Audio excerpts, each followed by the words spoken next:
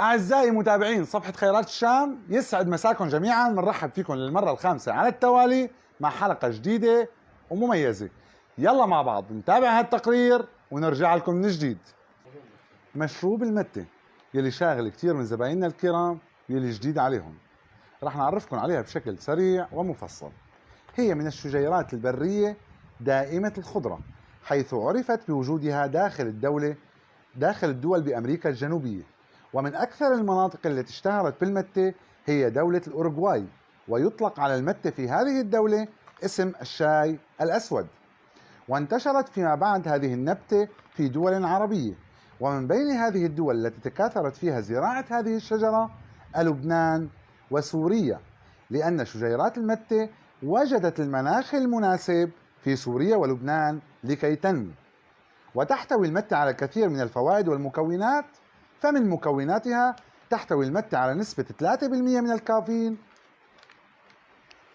وكذلك على المغنيسيوم والبوتاسيوم وفيتامين سي والحديد والأملاح المعدنية والعديد من الفيتامينات المركبة.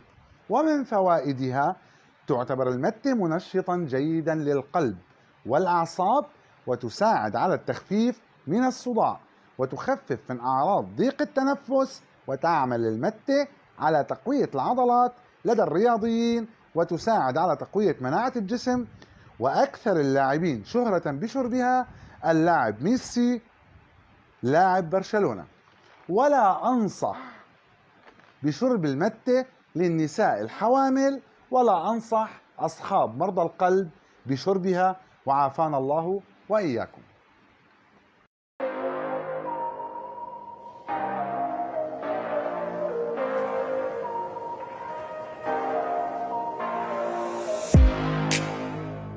بعد ما شفنا هالتقرير أكيد عرفنا عنوان الحلقة هو عن مشروب المتة المميز يلي كتير من حبايبنا المصريين وزبايننا الغاليين بيسألونا عليه. بعد ما سمعنا التقرير رح نعلمكم كيفية شرب المتة بالشكل الصحيح والمناسب. وكل ضيعة بسوريا لها عاداتها وتقاليدها بشرب المتة. رح ناخذ نحن إحدى الضيعة السورية كيف بتشرب مشروب المتة بالشكل الصحيح والأنسب. يلا مع بعض. في عنا كوباية إزاز وفي عنا مشروب المتة. بناخذ الكوباية وبنسكب فيها المتة تقريبا أقل من ربع الكاسة، يعني لا لنص الكاسة ولا لفوق النص. أخذنا لربع الكاسة متة، بنرد بنضيف عليها معلقتين كمان لأنه الكاسة طويلة شوي معنا. هيك تقريبا وصلنا لأقل من نص الكاسة.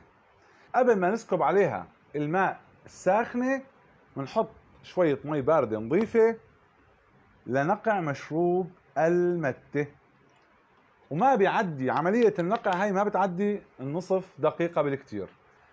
بعد ما نقعنا المي لمدة نصف دقيقة نقوم تصفية المي بهذه الطريقة.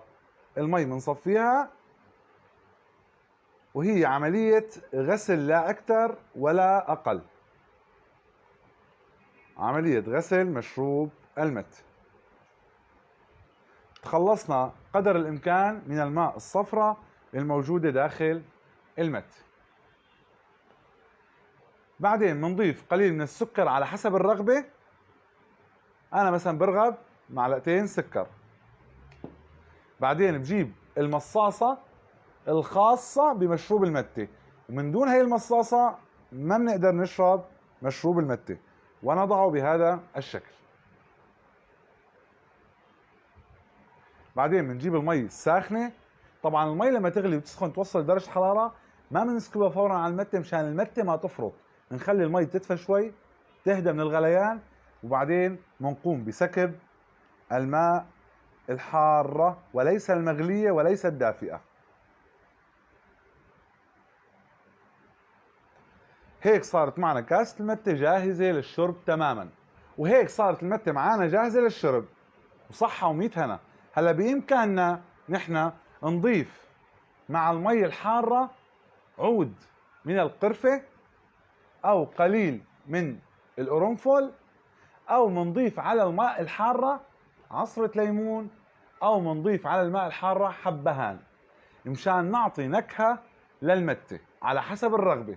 في ناس ما بترغب لأي نكهة، فقط سكر وماء حارة. احنا عندنا بمحل خيرات الشام نوعين من انواع المتة، طبعا هي الشجيرة وحدة والعشبة وحدة، ولكن هي شركات بتنافس بعضها، وكل شركة إلها عبوتها الخاصة وإلها لونها الخاص وإلها اسمها الخاص. وإن شاء الله صحة وميت هنا، ونرحب فيكم جميعا دائما بمحل خيرات الشام.